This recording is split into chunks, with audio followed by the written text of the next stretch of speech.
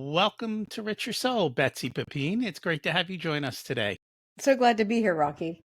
And I'm excited to learn from you. We always like to start at the beginning. What was it like when you were growing up, and how much did your family and school teach you about money? So, what was it like growing up? I grew up in Jersey and one of three daughters. I have a twin sister, identical twin sister, and an older sister.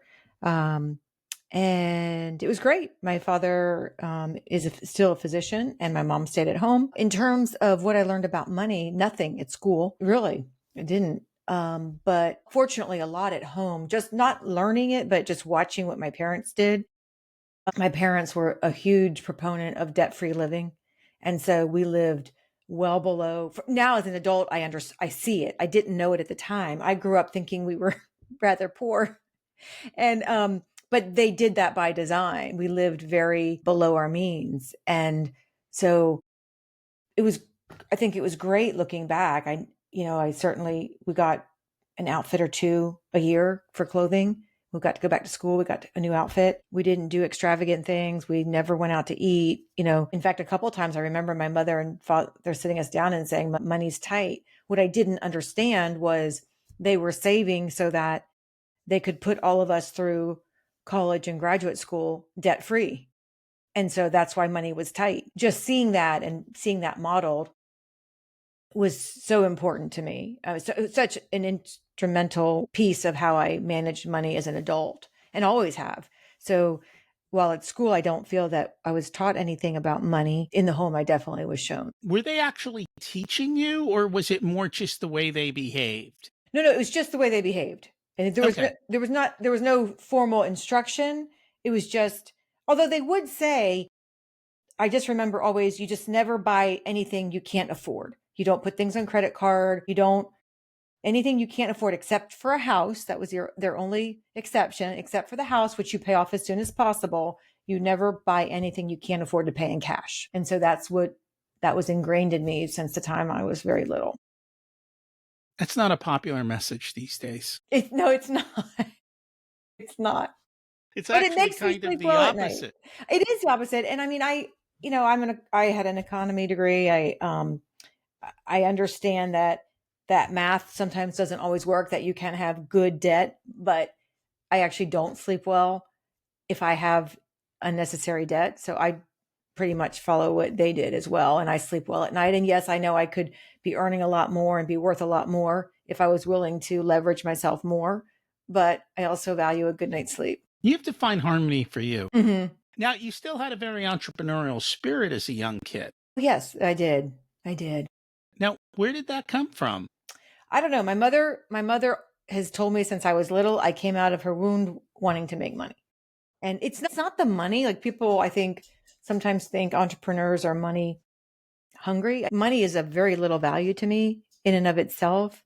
Money to me equals freedom. And so mainly freedom of choice. And so that is very important to me. So because freedom of choice is very important to me and having options is very important to me, that's why money is interesting to me.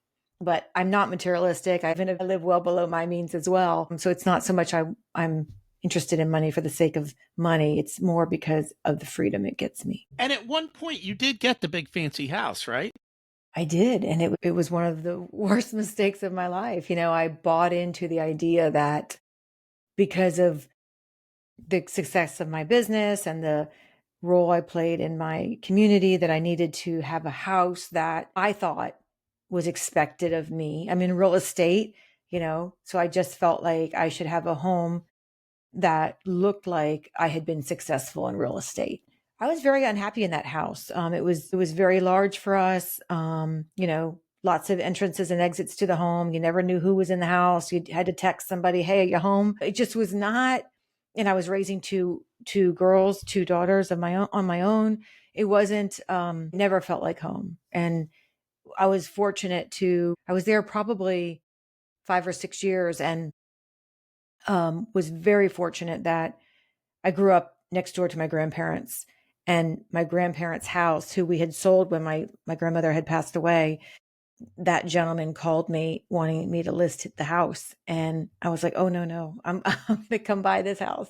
And I got to move back in to next door to my childhood home, but I get to now live in my grandmother's house, which I went from almost 5,000 square feet to 1,600 square feet.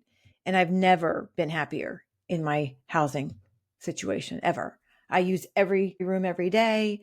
It feels like home. My children, one of the first things they said was, "Oh my gosh, this feels like home." And we never said that about our old house. Yeah, there's a certain thing to closeness. And my kids are grown now, but when they were little, the family room was the kids' room. Mm-hmm. And so everybody was always in the same place, whether you're cooking or you're eating, or back then if the kids were on their computers or the TV, everything was located in that one space. Nothing really, when they were little, they didn't even sleep in their bedrooms. They all ended up in our bed, which, Mm-hmm. so we didn't need all that extra space. Yeah. And I think it makes for better connection Mm-hmm. Mm-hmm. and It does. more conversation Yeah. than when you're all hidden in your little corners and everybody kind of feels alone and you have no idea what the kids are doing or Right. whether it's good or bad. Right. Right. No, I agree. And I think I took those those random opportunities of intersection with the kids in a smaller home for granted. And then when we moved to the larger home, I was like, oh my goodness, my one daughter was upstairs all by herself. My other daughter was on the opposite side of the house. It was not good. So let's go back to the young entrepreneur. You started off by selling pencils. You made a good business of it. I'd love to hear that story. Yeah. So in fourth grade, my grandmother had made these, what they called fuzzy pencils, where it's like fake fur on the top of a pencil, and then you roll the pencil in your hand really fast, and the fur kind of looks like it's kind of crazy, and the googly eyes go crazy. And so they were all the rage, it seemed, when I brought this pencil that she had made at the church bazaar craft group to school. And so I somehow convinced my fourth grade teacher, Mrs. Turner, to turn our classroom into a factory. And we made hundreds of these fuzzy pencils and sold them to the school kids. And I was the treasurer. And I love that. I got to go to the bank. I got to open up the bank account. I got to sign the checks. That to me was just magical. And that was probably my first I have a lot of little, really small businesses since then, but that was the first time when I really saw a business from start to end. And just, it was like a drug, it was so interesting to me. Yeah. I love the idea of creating something of value, whether it's a product or a service, that people are willing to trade their money, which I value because of the freedom, for something that I have created. I just love that dynamic. You know where that value came from of money equals freedom versus money equals stuff? That's a great question. I don't know. I don't know if that's a wonderful question. I don't know if that was a message that my parents taught me, or that's just what I saw. I'm not sure where that message came from. Well, out of curiosity, do your siblings, especially your twin, look at things the same way financially? My older sister, she'll tell you this. She's a physician and she went into dermatology because she loves things and wanted to support herself, didn't want to rely on anybody to support the lifestyle that she wanted. And she didn't want to be on call. And so that was ideal. And so she had an objective, went out and got it and got it. My twin sister, she actually doesn't work. She's a physician by training, but she never worked. She got pregnant during residency and then had her child and then has been a stay-at-home mother. So I don't know. I don't really know about that. I don't know. It's always interesting because I've noticed even within the same family, siblings turn out vastly different with their Right. money stories. Right. Usually it's because a certain sibling had a couple of years apart Mm-hmm. where the parents were in different economic situations Yeah. or that they internalize it different. Yeah. But you having an identical twin, it's like you've almost had the same Right. exposures and yet you never know. Yeah. Yeah. I don't know. I don't know. So in spite of this wonderful, idyllic, perfect childhood, as I went through your book, there were what I call a lot of small T traumas, like little things that kind of happened over time that, in and of themselves, as parents, you're like, get over it, right? But yet, as kids, we hold on to it from a lifetime. Yeah. Um, and I noticed you told a lot of those stories in the book Mhm. as you went through. I didn't know if you wanted to touch base on any of that or just kind of put it in context.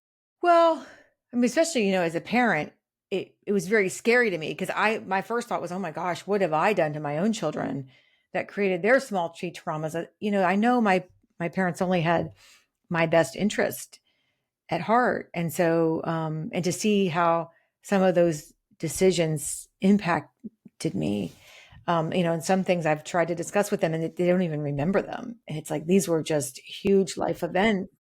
And I'm like, wow, that's scary how much impact we as parents can have on our children, not and not even know it. But, for me, probably the biggest trauma would be small tree trauma would be I really felt a lot of pressure to be a physician. That has stayed with me for a long time, and hurt my sense of worth because I'm not a physician and everybody else in my family is. And so, and it was the message that I received was that if you're not a physician, I mean, the physician is the pedestal, and anything else you choose is just this giant leap below it. And so that was really difficult for me because I really didn't want to be a physician. And that carried me into adulthood and feeling less than because I didn't choose the path that my family chooses. So that's probably the biggest trauma. And I tried to raise my children, whatever you want, just, be whatever gives you pleasure, is most important. That was probably the biggest small T trauma. I think the other one is just my mother in particular was very concerned about her daughter's appearance and weight, especially. She was obsessed with our weight. And, that's not, I don't think, healthy. I have some good news for you. Mhm. Right now, in the world of healthcare, being a doctor pretty much sucks in most places. They have all turned into corporate employees in Mhm. many situations, and they're just told what to do, where to go. It's not a fun space anymore, Yeah. unfortunately. Yeah. You missed all of that. Yeah. Exactly. But you still had success. You went to the Wharton School of Business, Hmm. have an MBA, Hmm. and I always ask because I've learned over the years that the name on the outside of the college is not indicative of what happens inside. Hmm. Was it all that for you? It was like a lot of things I have found that have a certain prestige associated with them. It's the hardest part is getting in the door. And then once you get in the door, it's like this is I don't want to say nothing special, but this is probably like any other, you know, school. But it's hard for me to know because I didn't go to other schools. I know I've been on college campuses where like I went to Duke and I used to think, oh gosh, that was just and I love Duke, don't get me wrong, but I used to put it on a pedestal. And then I've been to, much less prestigious state schools. I walk into their dorms and they're like five-star hotels. And Duke's campus, they haven't been renovated in 50 years. I mean, literally, my daughter went to Duke 30 years after I did. And I walked into her freshman dorm and it was literally what appeared to be the exact same furniture that was there when I was in that dorm. And I'm like, I'm paying $70,000 for this. And you go to the state school down the road from me, and they're living in literally homes, amenities, much nicer than my own home. So it's interesting how, It's a game. yeah, And when you understand it's game, yeah. But sadly, it does open doors. It becomes people's screening. It's almost like I think sometimes you get a break because it's like, oh, well, if so and so went here or got this award or whatever, they must be X. Again, you're put into a box, and it yes. also it becomes then it seems like the person evaluating you suddenly thinks differently of you, which they should not, but they do. And it gives you access and privilege. It did much more so in the past. Totally. I And totally agree. I think today it will open doors for you. I Mhm. don't disagree with you at all. However, I think that mold is being broken and there are other ways in the door. And in the world of infinite connection, meaning Yeah, social media, totally. events, conferences, all these things, it doesn't matter. And actually, we'll talk about that in a little bit because you've been to a lot of events. And I'm wondering how much anyone even cares at those events Oh, no, no, no. where you, yeah, no, yeah.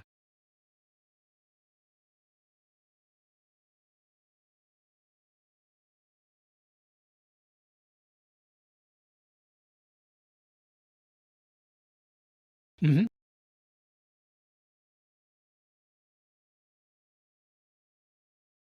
No, I think it's so much less important. And in fact, if you truly know what you want to do after high school, go for it. I didn't know what I wanted to do, but no, I definitely think it's totally changed. I think the value of a college degree is getting more questionable by the day. Well, I think that's because of the price of it, not because, and Yes. that's a big driver. Yes. It's funny because I know, especially with physicians, they're trying to go to prestigious undergrad schools, which Hmm. is absurd because nobody ever asks a doctor where they went to undergrad, right? So who cares where you went? Because Hmm. they're going to look at where you went to med school, Yeah. not where you went to that. Right. And and yes, the rules are changing. At the end of the day, calculus is calculus. Hmm. And it's not, they can't teach you better calculus in an Ivy League than Yeah. at a community college because it's essentially the same calculus. So, yeah, what I told my son was do your undergraduate wherever. And then if you need it or want it, go get your grad school in a Hmm. prestigious place where you don't even have to pay that much for it. And so that's Hmm. what he kind of did. And working well. Hmm. So, we're here to talk about your book. What inspired you to write the book, Breaking Boxes, Dismantling the Metaphorical Boxes That Bind Us? So I wrote that book, had nothing to do with real estate in my day job. I wrote that book because several years ago, I was finding myself discontent. And actually, it took me a long time to even admit that to myself because I know that I am blessed in so many ways and see so many people who are so less fortunate than I. So how I didn't feel like I had the right to be unhappy, but I wasn't happy. And so when I finally admitted that to myself and said, okay, let's change something, reading and meditation and yoga and therapy and bioenergetics work and EMDR and all these different modalities, I uncovered that a lot of the source of my unhappiness was because of this feeling of containment and not feeling like I could be myself, be accepted and be myself. I kind of describe it if you've ever had the misfortune of ordering a bed mattress from Amazon, it arrives on your porch in a box. And you're like, there's no way that king size mattress is in that box. And you pull the box inside, you rip off the tape, and this mattress is in this box. And then you walk by it for 2 days, and then suddenly this thing has expanded to the size it was meant to be. I felt like I was in this box and not been allowed to escape.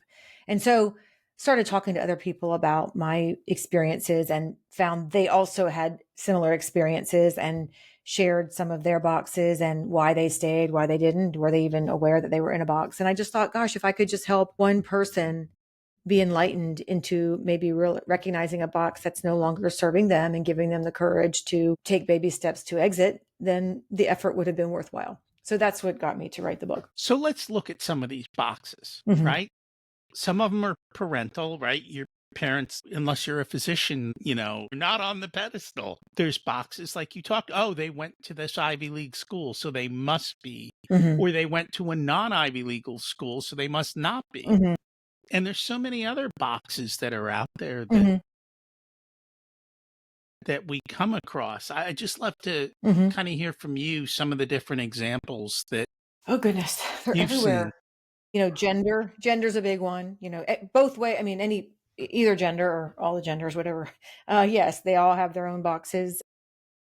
Your industry will put you in certain boxes. Your age, I have a girlfriend who decided to go gray during COVID, and then saw her about a year ago, and she had the color of my hair, which is dark brown. And I was like, what happened? And she's like, I was invisible. She said, people just totally ignored me. Store clerks in the store would ignore her because she had gray hair. And I've heard that a lot from people who have gray hair. And I was like, wow, that's so crazy that just because of the color of your hair, you suddenly don't exist. So age is one. I talked to a gentleman who his health status was one, which I had never even thought of, but he was a diabetic, and he very much felt like he was in a box based on his health status.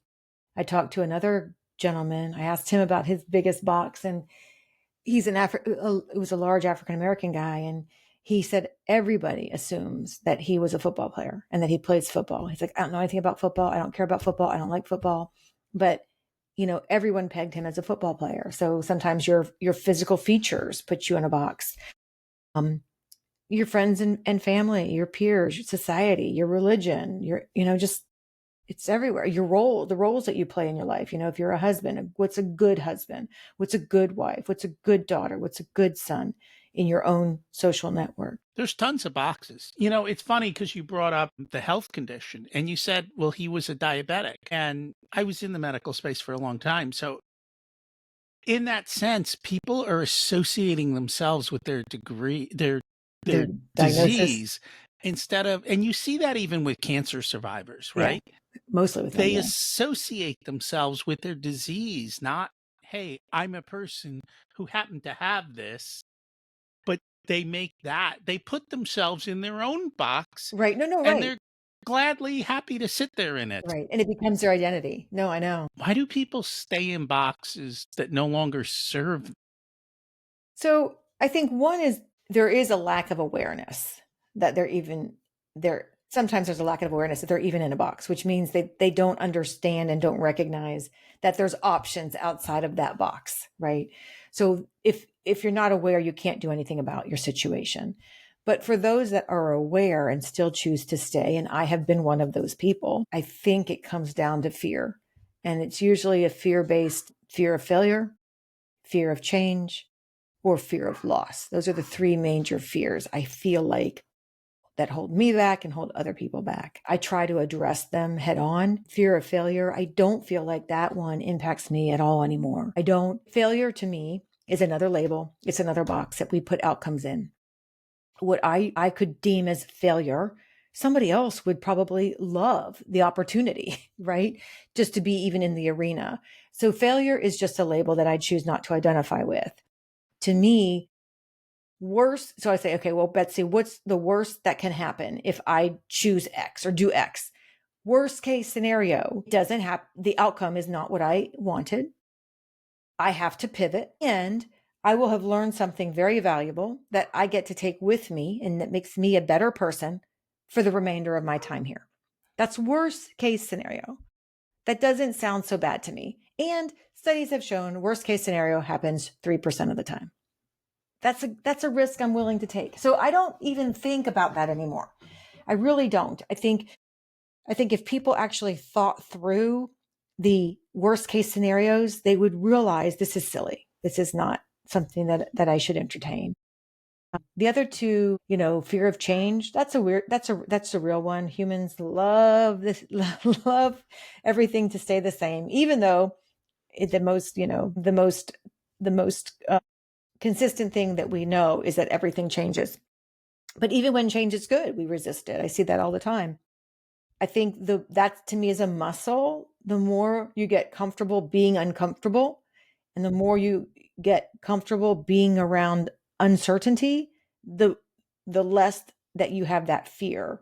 So I really do try to either do something uncomfortable every day, put myself purposely outside my comfort zone, and or do something new every day so that I'm constantly strengthening that muscle. Even if every morning I start out with a ice cold shower, because I know at minimum that makes me very uncomfortable. I live in Florida. I like the heat, But I know at minimum, if I do nothing else, I've made myself uncomfortable for at least 5 minutes, and I survived. It helps build that muscle. And then the last one is fear of loss. And it could be loss of status, like I had in my family. I definitely lost status when I told them I wanted to go into real estate. Loss of social connection, which, anytime you move the chess pieces, right? It's like a game. You make a move, you're moving the board. The game has changed. You are going to shift who's in your life. That is going to be, that's a fact. People are going to be uncomfortable. They're not going to agree. It's going to threaten them. And you have to shore up those social connections. You're moving into a new future. Who can you get in your circle to help you shore up the ones that are you leaving behind, right?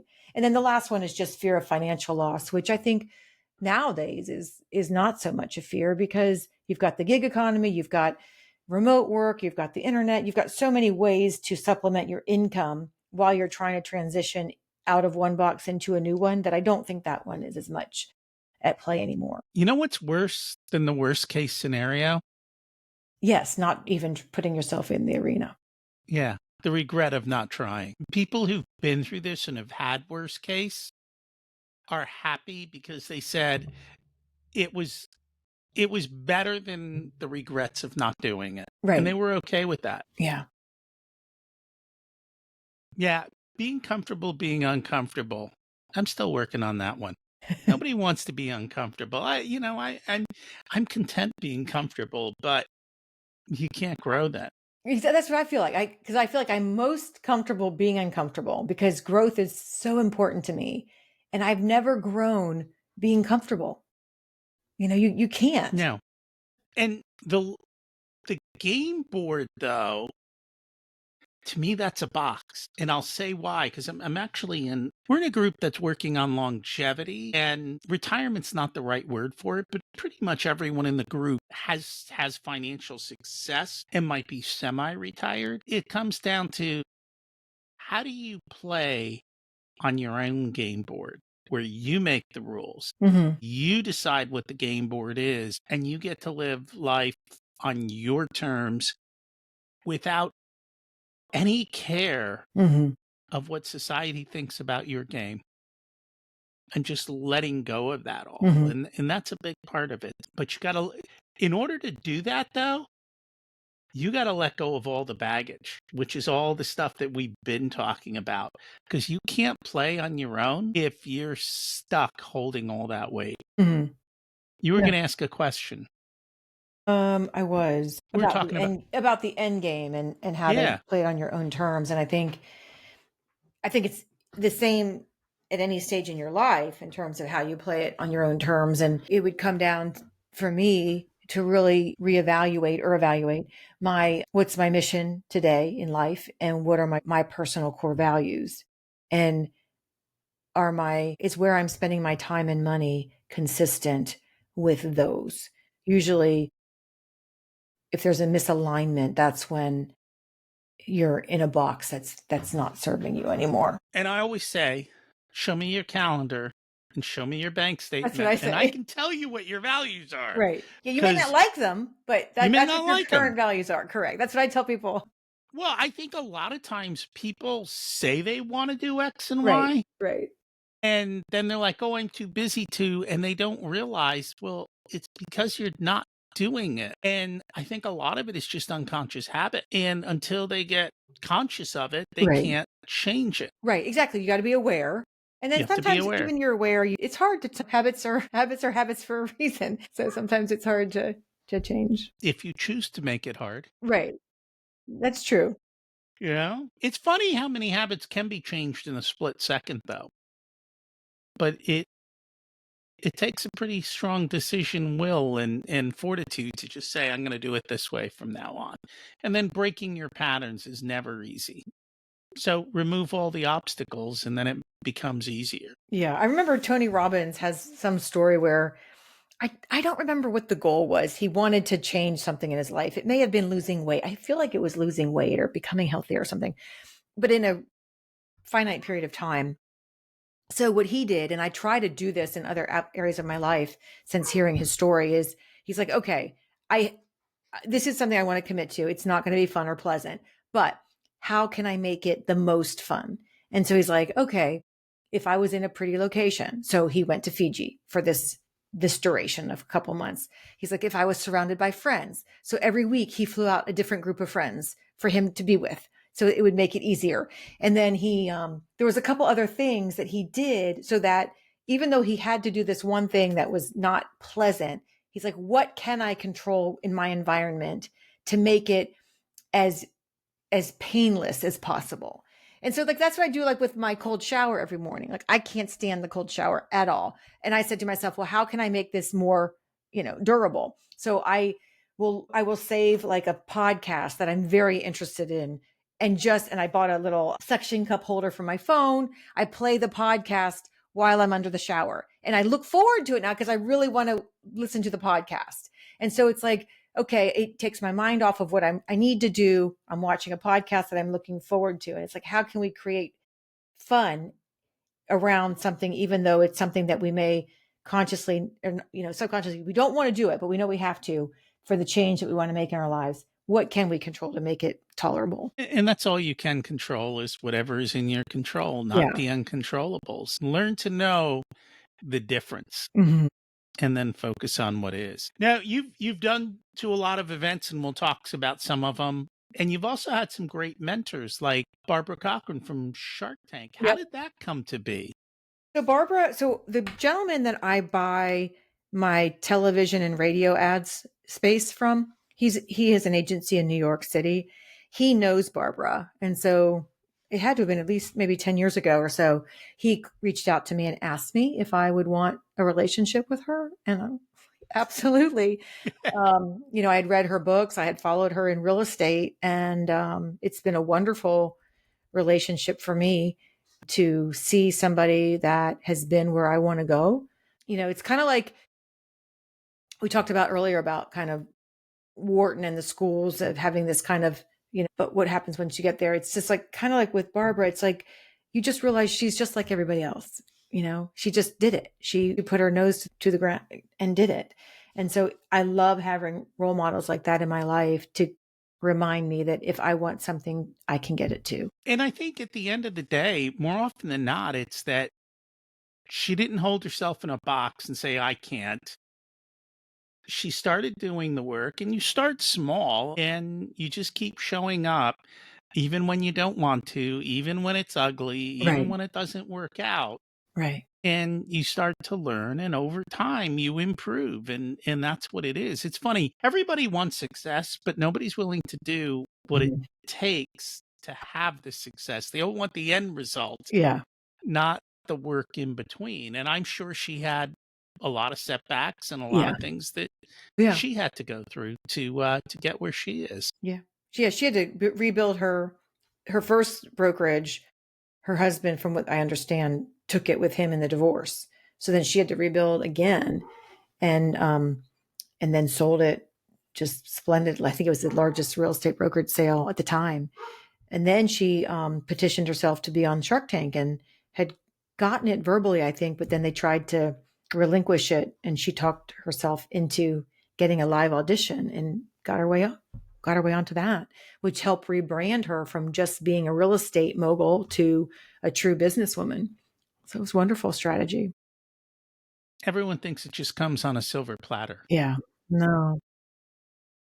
You've also done a lot of other stuff. You run your business on EOS. You do Profit First, Strategic Coach, Genius Network. You met Tony Robbins. What have all of these different programs and systems, how have they helped you? And if you want to go one by one, that's fine, or whatever you think is best.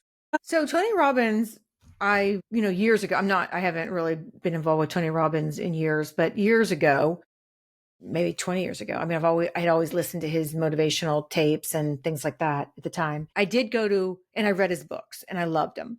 I did go to a course. I don't know which one. I think it's Business Mastery down in South Florida.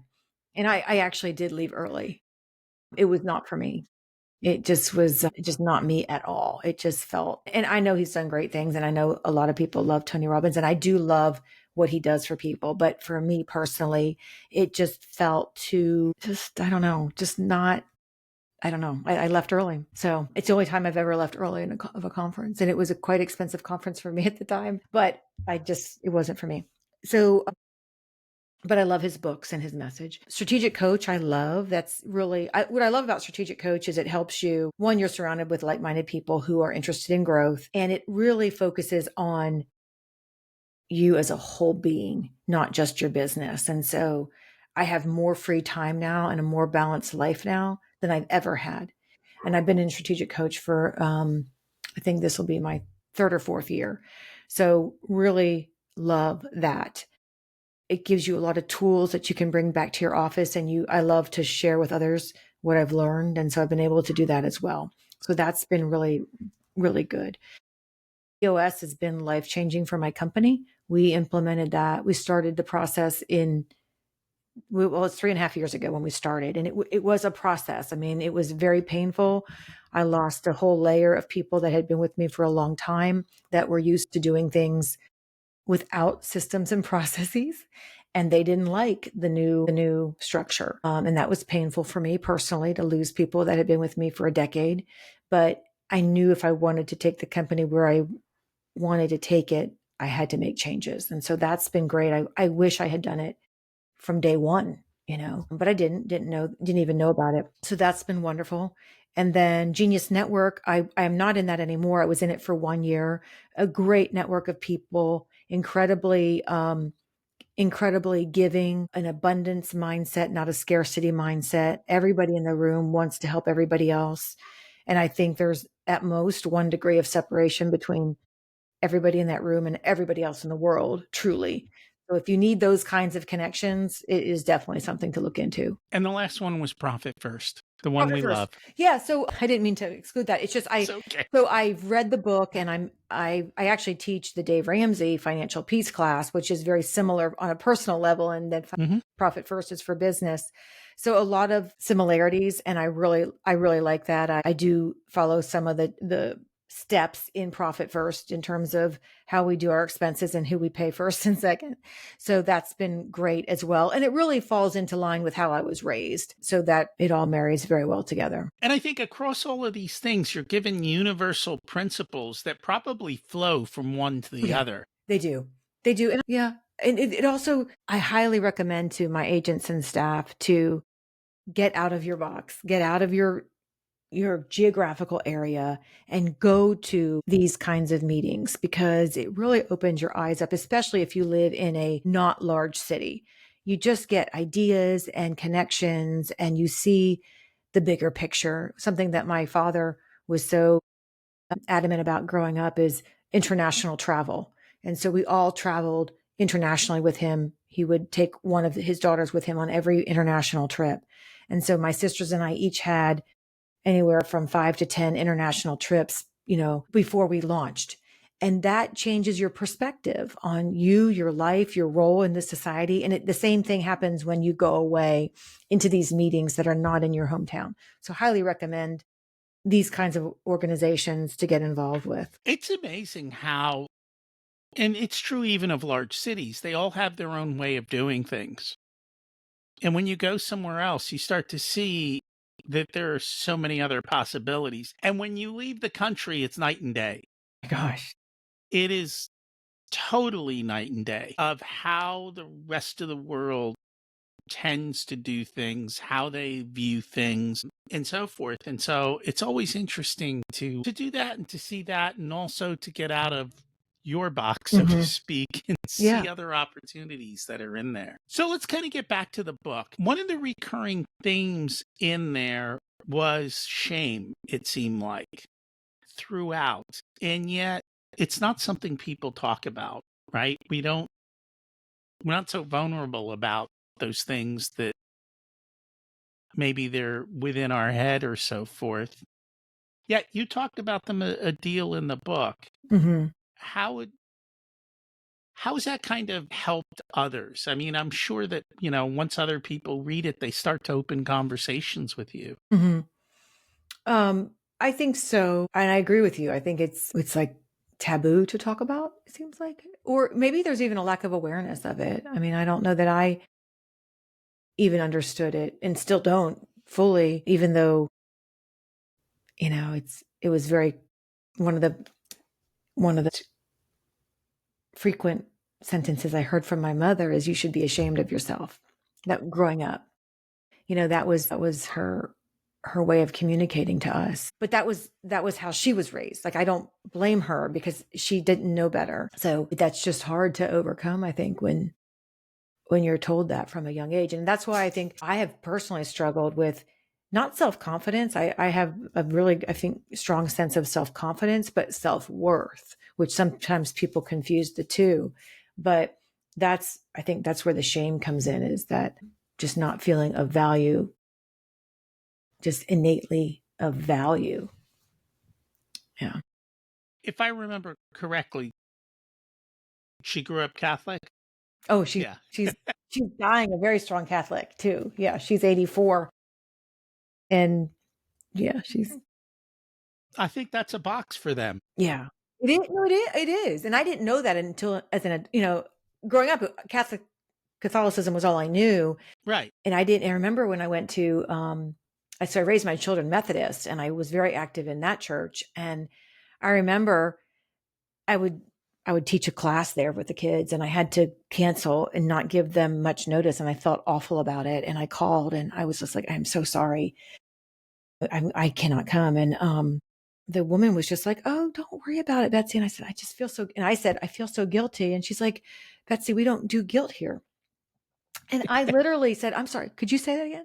Because I did not know. It was just, it stopped me in my tracks. And it was just like, oh, wow. It just felt so freeing that could be a life that you lived, where you don't feel any guilt. I just didn't even know what that would even, look like. And it was amazing to me. And that was one of the reasons I stayed at that church for so long, is because I never felt shame, just love and acceptance. And that was so beautiful to me. It's funny kind of how you said, oh, I didn't even know we didn't have to feel guilty. Like Mhm. it was so ingrained. Yeah. It was definitely a box. Wow.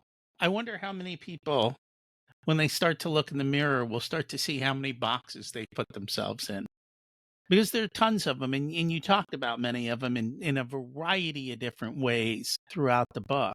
And I guess that really comes down to questioning everything. I remember it's like a similar aha moment was when I took a class, and you had a personality assessment. It wasn't a typical one. I don't remember what it was for, but it wasn't like a Myers-Briggs or a DISC. This was, you got assigned a country based on the way you answered questions. And my country was control. I lived in the country of control, apparently. And the country I scored lowest in was fun, the fun country. And I thought, oh my goodness, there's no way I'd scored 0 points in the fun country. And so I said, let me take this again. So I took the quiz again, another big fat 0 in the fun. And I was like, this can't be. And they matched you so once you got your scores back, they matched you. So I scored the lowest on fun. And so they matched me with somebody who had their highest score was fun. And this woman told me her first thought every morning was, how am I going to have fun today? That is her first thought every morning. And I was like, it was so eye-opening to me. I'm like, really? Like, I don't know that I've ever said that to myself a day in my life, let alone every single morning. Betsy, how are you going to have fun today? Like, how different my life would be if that's the first thought in every single day. And I'm like, people live like that. And I was like, wow, how free. It's like the guilt. It's just like, oh my goodness. I loved it, and loved being able to witness that this was how this person, and clearly she was raised in a very different world, but it was like, it's just so beautiful. So do you ask yourself that in the morning? So I don't ask myself that in the morning, but I actually, I think I mentioned I have a habit tracker. I don't know if I mentioned I have a habit tracker, and I'm tracking, I just track habits I want to become ingrained in my life. And the ones that I've successfully habituated, I then can take off of the habit tracker. But the fun one I consistently leave on, because it does remind me, because I know it does not come naturally for me. I have to plan it. And so it really forces me to make an intention of having fun. Yeah. Is there anything from the book that we should have touched on that we didn't get a chance to yet? I think you were pretty thorough. I think we're good. Well, that's good. There is a core. I do have a. So the book is story based, and so a lot of people have said, "Oh, this is great. Can I have some more kind of information on how do I get out of boxes?" And I delve into it a little bit, but not a lot. So I did follow it up with, and I recorded it a couple of weeks ago. But there is a companion course coming out, which is much less story based and more of a how to. Yeah, I find most books, there's always the story half and Mhm. then there's the how to half. Right. Sometimes it's 2 books, sometimes it's 1 book. Yeah. Sometimes there's never the how to, there's just the story. Yeah. And then you're stuck going, but how do I do this? Exactly. And for a lot of people, I think that's a big part of it. It's a process. It's like peeling the onion, you peel one layer and you're like, damn, there's another layer. And then you peel that and it's like, oh no, another one too. And there are a variety of ways to do it. And I think it comes down to what is the one that works for you Hmm. and which path are you going, what resonates with you? What will you actually do Hmm. and show up and continue at? And I think that's a big part of it. Hmm. Honestly, the first step I think is the hardest, which is to identify the boxes you find yourself stuck in. Yeah, exactly. Because I don't think most people realize they're stuck in it. They're uneasy, Hmm. but they don't know why. Hmm. And until you start examining it Hmm. and start to look through it, and honestly, from what I can tell, I think the majority of boxes were created as kids. Hmm. So you're still living in that refrigerator box that you played with as a kid, and you don't realize you're stuck in it, Yeah. which Yeah. is unfortunate. Yeah. What's your secret to living an abundant life? Interesting. I feel that I have an abundant mindset. I don't have a scarcity mindset. So I think that helps me have an abundant life because my mindset is one of abundance. It's not a zero sum game. And I think the more collaboration and generosity we give, the more we receive. So I, I think that mindset helps me live an abundant life. And you have to have an abundant mindset. Otherwise, you can't live an abundant life, right? Mhm. Because scarcity isn't going to cut it. Yeah. What did you learn later in life that you wish you would have learned sooner? Gosh, so many things. So many things. One of the best things my father taught me in college, he said to me, I was supposed to go on a trip on these international trips I alluded to that he would invite, he would take us on. So I had a trip in college to go to China. And this was the year before the Tiananmen Square incident. And I told him I couldn't go because I would miss a week of school at Duke. And I just didn't feel like I could make up the work. And my father, who is incredibly values education so much, said, Betsy, are you going to remember a week at Duke or are you going to remember a trip to China in 5 years? And he was right. I mean, I went to China. I still remember that trip. I don't remember anything about the week I missed. I don't remember many weeks, any individual weeks at Duke anyway. And so I try to have that mindset. Like, is it really worth worrying about? Is it, in that 5 year time frame? If I'm not going to remember it in 5 years, it's small stuff. 99% of stuff is small stuff. Yeah. Yeah, it is. If you were to give an 18-year-old one specific piece of wisdom, what would it be? I would want it to be a message of, go your own way. Don't feel like you have to appease people and what you do or choose to be or who you choose to be with or how you choose to identify or whatever it is. Just be authentic and be yourself. Be comfortable in your own skin. Don't live in a box, huh? Yeah. Yeah, exactly. Especially other people's boxes. Yeah, I mean, if you're going to live in a box, you might as well pick your own, exactly. right? Exactly. Exactly. If people would like to learn more about you, find the book, how can they do that? So I have a website, my name, betsypepine.com, and that's about me and my book. My book is also on all the major online book retailers, Amazon, Barnes and Noble, those stores. And then I'm on all the social channels at my name, Betsy Pepine. And we'll put that in the show notes. Thank you so much for joining us today. Thank you, Rocky. My pleasure. Hey, thanks for checking out the full unedited video of the Richer Soul podcast. You can get the full audio podcast with intro, outro, and a ton more details here on YouTube or whatever your favorite podcast player is. Don't forget, we've got hundreds of episodes for you to go back through, and you can also get episode information on the Richer Soul website as well. Don't forget to subscribe so you're automatically updated as to what's going on and every time we release a new episode. The first few episodes of the Richer Soul podcast actually lay out the entire framework that everything is built on over all of these years. So check them out as well. Thanks for listening.